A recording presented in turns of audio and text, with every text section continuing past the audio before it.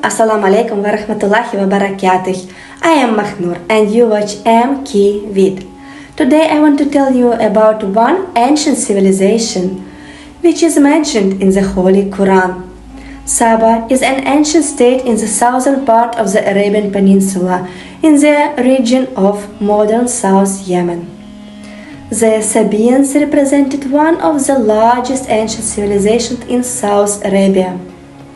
The inhabitants of Saba developed a thriving trading civilization that was known for the caravan trade of incense and rare spices exported to Babylonia, Egypt, and the Mediterranean. The largest Sabaean kingdom occupied the territory from the Red Sea to Hadramaut and from Central Arabia to the Indian Ocean. The settlement of the Sabaeans was located near a huge valley into which streams of mountain waters flowed. The Sabaeans built a large dam in it, thanks to which a reservoir was formed in the valley. The Sabaean kingdom is mentioned in the Holy Quran as a beautiful country in the context of two gardens located on the right and left sides of the valley. The gardens produced a bountiful harvest and provided them with much of the food they needed. The Sabaeans lived in a beautiful country with clean air and fertile lands. According to some sources, vineyards were located along the mountain slopes, processed in the form of terraces. The territories of the oasis were occupied by groves of date palms. The cultivation of fragrant trees, shrubs, and spices was of great economic importance. Agriculture was possible only with artificial irrigation, so the construction of irrigation facilities was given serious attention. The Marib Dam and other extensive buildings served as the basis of South Arabian agriculture. A grandiose structure is the Marib Dam, 600 meters long, more than 15 meters high, existed for 13 centuries. The Quran reports that the Lord helped the Sabaeans to safely transport merchant caravans to this country without experiencing any difficulties. Moreover, not content with the granted relief, they began to ask God to lengthen the distance for them between the stops along the way. Our Lord, lengthen the distance between our stops along the way, is said in the Holy Quran. In the history of the Sabaeans, a significant place is occupied by the reign of Queen Bilqis. She was the only daughter of the Yemeni king Sharahil, who after his death inherited the throne. I will talk about this in the context of the legends about the Prophet Sulaiman alayhi salam. Once the Prophet Sulaiman alayhi salam examined the birds. According to one version, Sulaiman alayhi salam was looking for a hoopoe bird so that he would inform him about the location of sources of drinking water.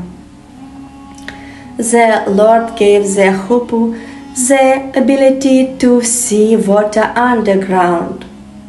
According to another version, when a hoopoe pointed them to a source, they dug up the earth and got water, which they used for their needs. Not finding a hoopoe in the place where it usually happens, Sulaiman alayhi salam asked, "Why do I not see a hoopoe? Or was he among those absent?"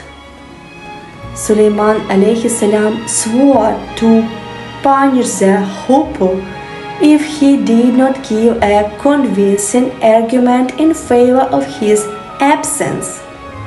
The hoopoe, who soon came to him, said, "I have learned about what you do not know. I came to you from Saba with reliable news. I found there a woman who reigns over them. She has been given everything and has a great throne."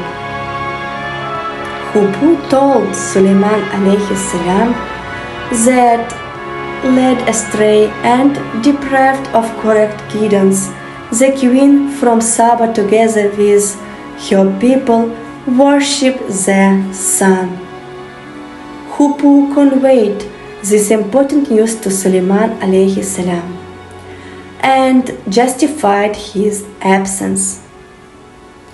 After listening to the hoopoe, Sulaiman alayhi salam ordered the message to be conveyed to the queen with following words: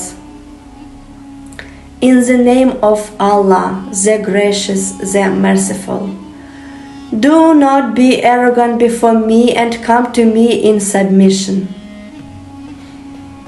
After reading the message of Prophet Sulaiman alayhi salam to the nobles, the queen asked them for advice on what to do in this situation. The nobility of the queen declared that they have sufficient strength to fight Sulaiman alayhi salam if the queen decides to fight his army. The queen did not want to fight and decided to convince her close associates that war could have very bad consequences. She decided to give gifts to Sulaiman alayhi salam. The representative of the queen returned and told her about the reaction of Sulaiman alayhi salam. "Can you really help me with wills? What Allah has given me is better than what He has given you.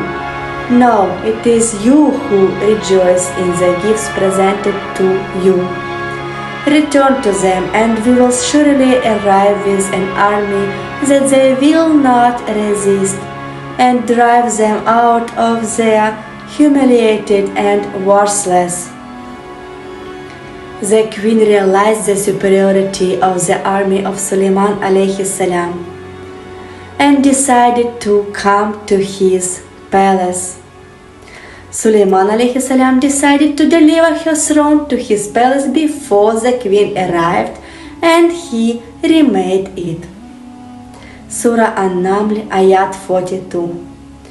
So when she arrived, it was said to her, "Is your throne like this?" She replied, "It looks to be the same. We have already received knowledge of Sulaiman's prophethood before this miracle and have submitted to Allah." She recognized the power and authority of Sulaiman alayhi salam. Seeing her throne, she was even more convinced that Sulaiman alayhi salam has incredible power.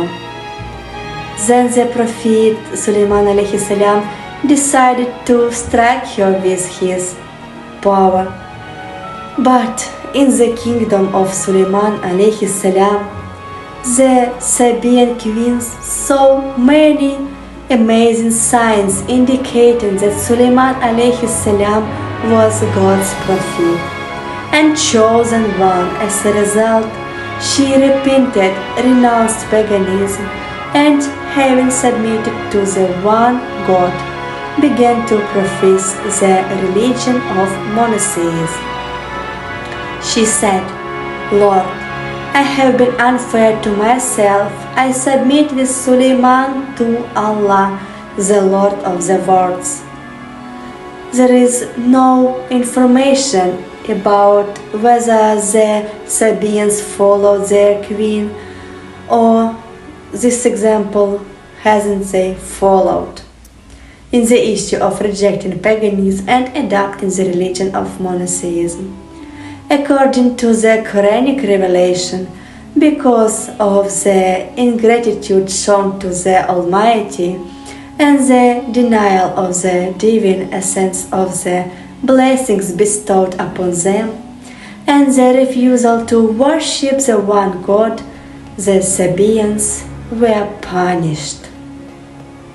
The unbelief and ingratitude of the Sabaeans brought on them the displeasure of the Almighty, and they were deprived of worldly goods. According to the Quran, the Lord sent a huge stream of water to their settlement, which broke through their dam, destroyed their gardens, and destroyed their trees. 2 gardens with fertile plants were replaced by 2 other gardens with bitter fruits, tamarisk and lotus, from which there was no benefit. After the Sabaeans were punished, the fertile lands of this region began to gradually turn into a desert. And with the disappearance of fertility, the Sabaeans lost their main source of income. Their former unity disappeared, and strife began between them. What can we learn from this story? The most important answer is that we must believe in Allah subhanahu wa ta'ala. We must be grateful for everything that He sends us, for all these gifts and for all the help that He gives us every day. How much was done for the people of Saba, but they could not appreciate it. When we are in a state of ease and prosperity, it is very easy to forget that all these blessings are from Allah subhanahu wa ta'ala, and He can take it away at any moment if He wants. We should be constantly aware of this and give thanks to Allah subhanahu wa ta'ala, because He said in Surah Ibrahim ayat 7. And remember, when your Lord proclaimed, "If you are grateful, I will surely increase your in favor. But if you deny, indeed, my punishment is severe." Bye for today. Assalamu alaikum wa rahmatullahi wa barakatuh.